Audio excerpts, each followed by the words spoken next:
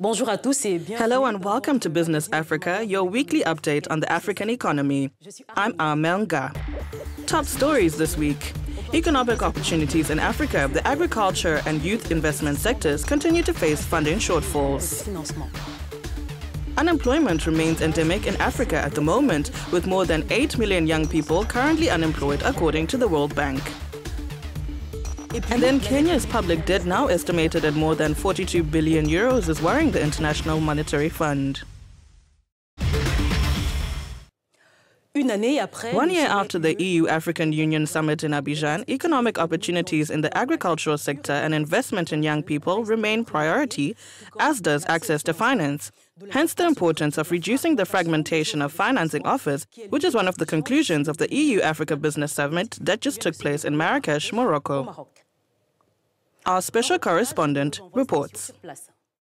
The development financing gap for Africa is estimated at $600 to $700 billion per year. Thus, donors would need to coordinate their activities to avoid the dispersion of investments and better support projects.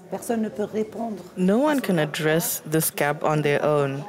It is important that funding agencies, and in particular multilateral development and bilateral banks, join forces to address this important and massive financing for Africa. The EU's external investment plan, put in place in 2017, aims to contribute 4.1 billion euros. But pending more sustainable resources, some suggest the EU should focus on social infrastructure. It is true that it is not much, but I also keep in mind that this 4 billion could generate 44 billion euros of investment. But it is very little.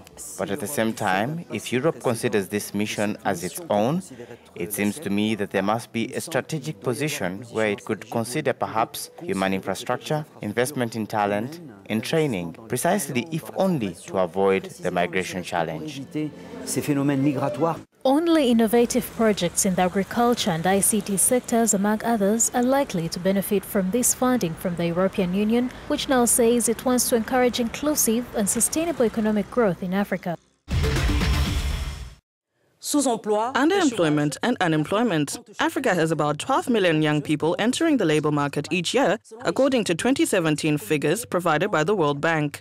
The market is in crisis considering that more than 8 million youths have no job opportunities and only 3.1 million jobs are created every year.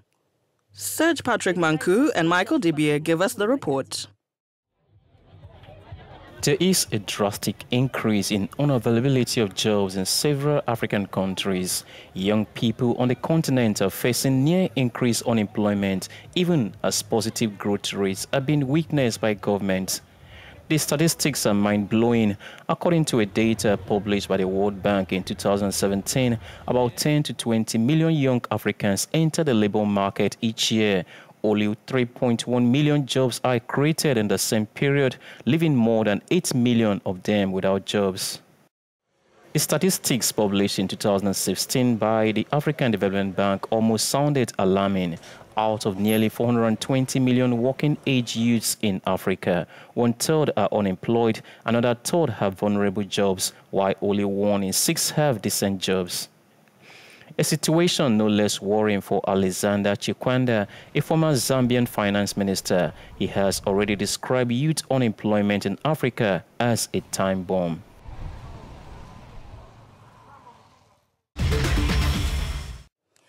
To talk about this, we're joined on the line from Washington, D.C. by Daniel Koum, a human development specialist and member of the NGO Youth for Impact Africa. Hello and welcome to Business Africa. Thank you, Amel, and thanks for having me. So we've just seen this report which presents the figures on the lack of employment in Africa, and your NGO Youth for Impact Africa, which promotes development, helps these young people find employment. What types of jobs are there and what are the means you use to find them? Youth for Impact Africa's mission is to engage, inspire, and equip young people with the necessary tools to find jobs, as well as to create decent jobs on their own. Here, a job that respects fundamental human rights and workers' rights in terms of social protection is called downhill employment. But we realized that with a targeted and disciplined job search strategy, youths can pick up a job more easily.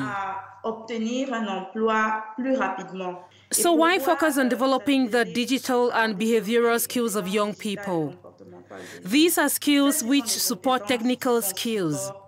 Because in reality, today in Africa and specifically in sub-Saharan Africa, employers increasingly want young people who are leaders and entrepreneurs. It is difficult to find a job, but it is even more difficult to keep one. So to keep a job, a young person must be operational. He needs to acquire digital and behavioral skills. Currently, young people in 6 countries across the continent are beneficiaries of the Work Ready and Be Entrepreneurial programs you have set up. You talk about helping 20,000 young people by 2030. How can such a strategy be successful? We simply intend to succeed in our strategy by faithfully applying our programs. As I said, the Work Ready program is a program that aims to strengthen job search strategies. Because we know that it takes a young person in Africa an average of 6 years to find a decent job. So these job search strategies essentially aim to reduce the time between when they leave the university and when they get a job. And the third component is quite simply the promotion of youth entrepreneurship. This promotion is reflected in support and coaching, but also technical assistance and assistance in financing innovative projects of these young people.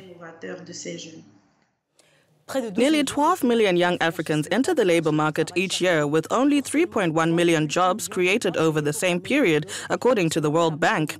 Alongside initiatives such as yours, shouldn't we think about programs that could generate mass employment? I think that Africa could indeed benefit from such a practice, provided that institutional agencies are better structured and efficient, with a view to better implementation. But I'm more certain about the aspects of protectionism. It is a policy that aims to limit the entry of foreign products in order to protect a nation's economic interests.